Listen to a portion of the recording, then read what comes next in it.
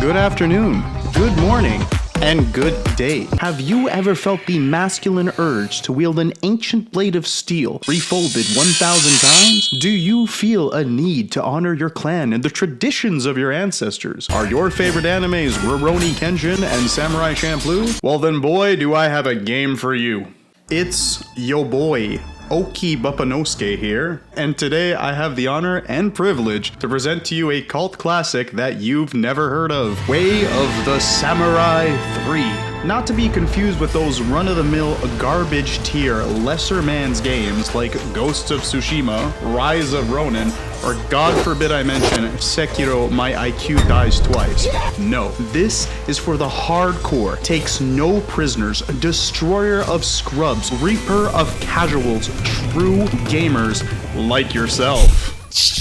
Way of the Samurai 3 is an action-adventure samurai life simulator game that takes place in the Sengoku period and is a realistic and accurate depiction of its historical setting. Developed by Japanese studio Acquire and published by AgeTech, known for popular releases such as Tenshu and Kingsfield, Way of the Samurai 3 released exclusively in its native region on November 13th of 2008. But the game did not release in North American gaijin markets until October 13th of 2009, thanks to human rights activist game publishers AgeTech and UFO Interactive Games, who fought for our rights as gamers to goon over Japanese culture. The game's story takes place in Amana, a fictional land ruled by the rising feudal lord Fujimori Shuzen. Shuzen overthrew his former lord Sakurai and became the land's ruler in an attempt to seize power and prepare Amana for the invasion of Nobunaga's forces. Unfortunately, not all aligned with his vision of a greater state, so the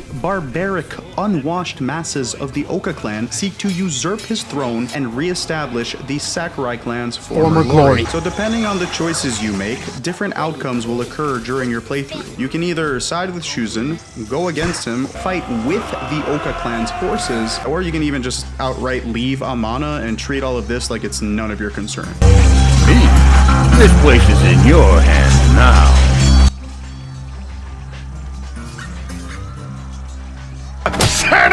The game has 21 different endings that I will not be showing you, since you should probably play this game for yourself. Wait. Hold on, apparently, due to conflicting sources, there are 28 different endings in this game. No one is actually sure, so I guess that's what you're gonna get if you rely on sources based on GameFAQs.com and posts on the Steam community pages that are as old as your average Twitch viewer.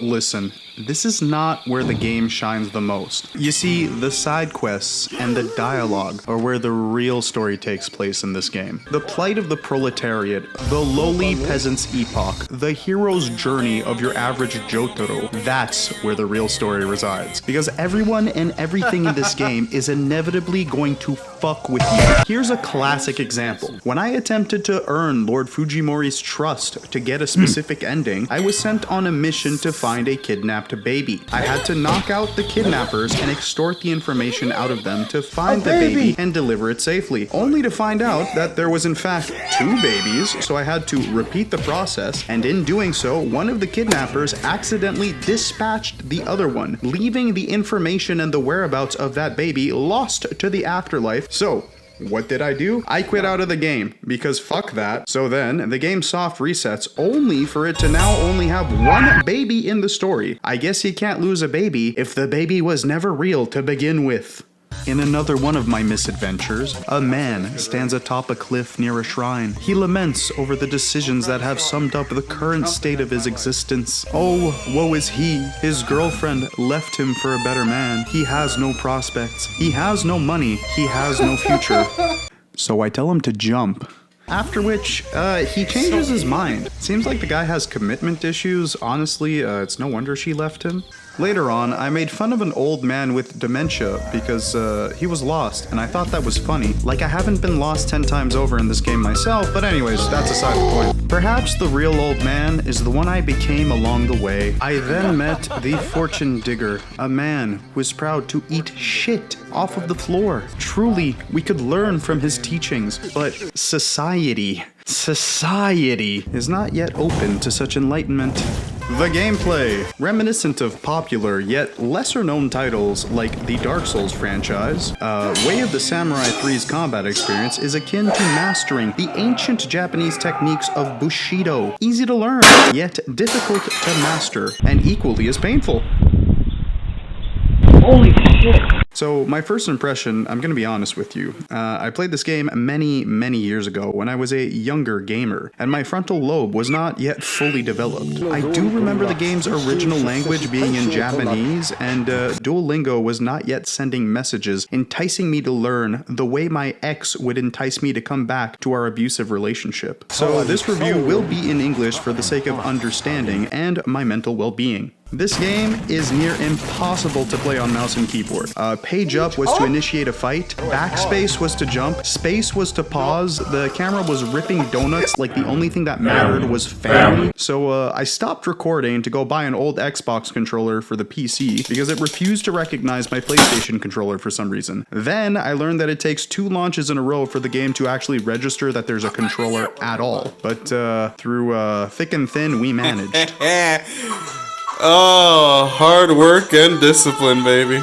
The tutorial. The game starts off with you surviving a battle and being taken into a small village. As you're teetering on the brink of death, an old man was kind enough to let you stay in his home and recover. But immediately after waking up, he harasses you for being a Giga Chad or something. To be honest, I'm not sure what he was saying. I do not pay attention to dementia-ridden ramblings of old men who do not wield swords. So one of my first interactions after being scolded by a said old man was a morality test. 2 men were seen harassing a woman. You can either help this poor maiden or join them in their misconduct. I went against my better judgment and struck them down. To my surprise, this lady is the tutorial portion of the game. She teaches you how to look around and walk. Unsurprisingly, when I asked her about combat, she said she could not help me, but that there is a fabled pagoda near the guard gate where I can learn to swing my sword. Following her precise instructions, after 3 in-game days, I found the pagoda, motherfucker, and was able to start the combat tutorial. It is a relief I found this place though, because I was about to start practicing on local civilians. In the dojo, I learned the basics of combat and defeated the assistant to the master, who then allowed me to proceed to the 2nd floor and fight him. The master was going to teach me the advanced techniques of combat, of pushing, pulling, and parrying. Once he was defeated, he then informed me that the true master of the dojo resided on the 3rd floor. To my chagrin, the true sensei was a woman. My disappointment was immeasurable because I couldn't beat her. Which brings us to our next segment, the combat.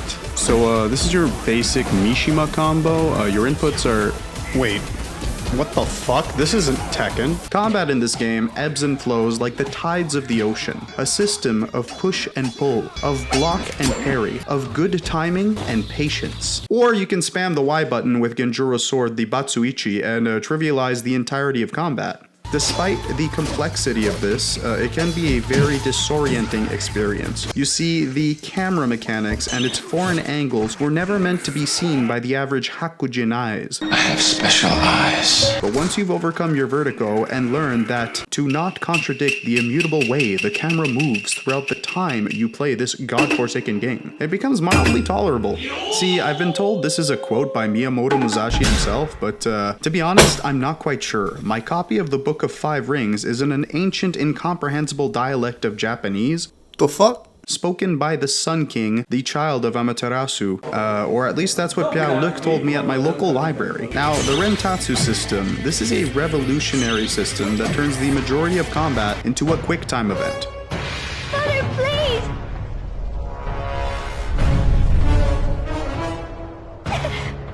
No matter your weapon stats, no matter your capability to actually play this game, no matter the hours you've put in spent mastering the ebb and flow of the martial way, it will one-shot most opponents at the push of a button. On the bright side, it makes the later missions feel a little something like this. Nanomachines. Let's do it.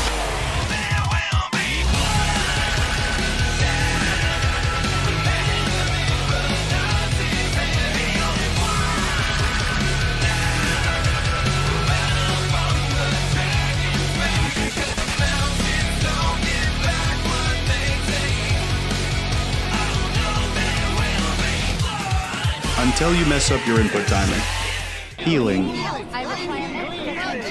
So in combat, your health matters. You can heal it with the first method. You just have to eat well. I don't know what your diet consists of. Maybe mice or, small birds. But, that always helps. Keep the protein intake coming. And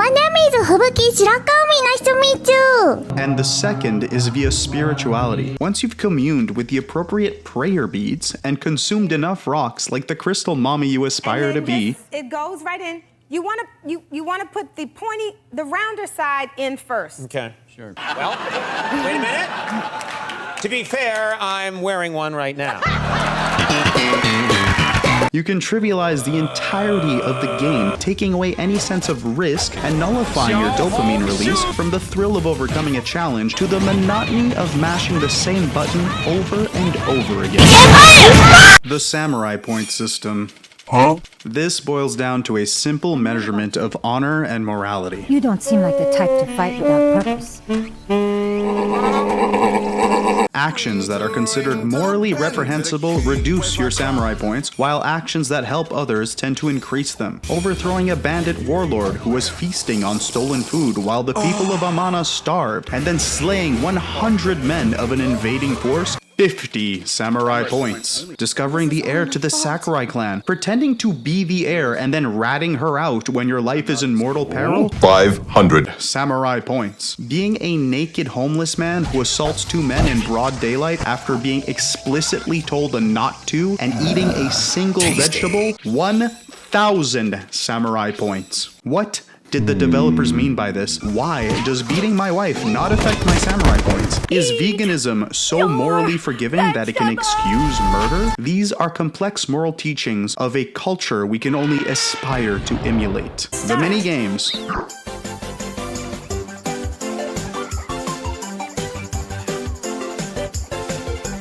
They have them. Are they necessary to the story? No. Do they provide special rewards? No. Are they fun? Also no. But they're a simple way of earning extra yen, or so the game tells you. In reality, the best way to make money is to exploit the shit out of the Oka clan by collecting their rent money at the end of every day, and rent is fucking due. Which brings us to the weapon crafting system. You see, your investment in the blacksmith's abilities will literally dictate the strength of your sword, and he's a pretty shit blacksmith, so every upgrade is a gamble. But you can invest 500 yen into reforging your sword and re-roll the results of its new stats. But Buppo, doesn't that add up if the blacksmith consistently gets it wrong? It feels like you'd need infinite money. See, here's the thing. You don't actually need infinite money. You need enough money, because enough money is infinite money. You can also pick and choose custom movesets for the weapons you craft. But best of all, you can name them. You can even get your weapons appraised. Consulting the Codex Japan Astartes, it informed me that getting a bloodthirsty appraisal gives you 100 attack points of bonus to your weapon. The issue is that you have to eliminate 1,000 NPCs with your sword to get said upgrade. So after slaying 1k enemies with my tuna and green onion, I learned that they have their own unique appraisals of frozen and organic respectively, actively wasting a significant portion of my life that I will never get back, because no matter how many people I sent to the afterlife, it could never stop the afterlife from coming to me. Companions. Well, that's taken care of. No thanks to you. Way of the Samurai 3 has romance options that reward you with companions who have different abilities that can aid you in different scenarios. But I, being a rizless chimpanzee, did not explore this aspect of the game, as I am a true warrior, a sword saint, if you will. While you were busy having a life and talking to women, I was studying the blade and honing my craft to become more powerful than you could ever imagine. Also, women scare me. In conclusion, is this game perfect? No. Oh no. It has a tendency to crash. The graphics are incredibly outdated for its time, and they did not improve the PC release, which technically is a deluxe edition re-release, but that's what the fake news media will have you believe. Now, is it a good game? Listen, I'm not sure what the developers were cooking when they made this, but I'd like to imagine that it went a little something like this.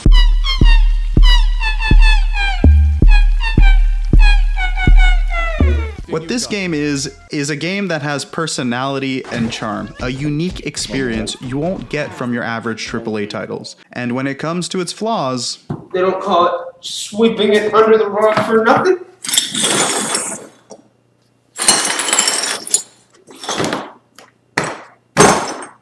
Nailed it! I give this game my highest recommendation, a solid 3 Japanese waifus out of however many bowls of sake it will take for me to forget this experience. I'd like to give a warm welcome to those of you who are newly subscribed to this channel, and a big thank you for those of you who are patient enough to wait for the release of this video. I've been kind of MIA for the longest time, and I know some of you might have expected some Elden Ring content, but yeah, no, we're doing game reviews now. I don't know, whatever, man.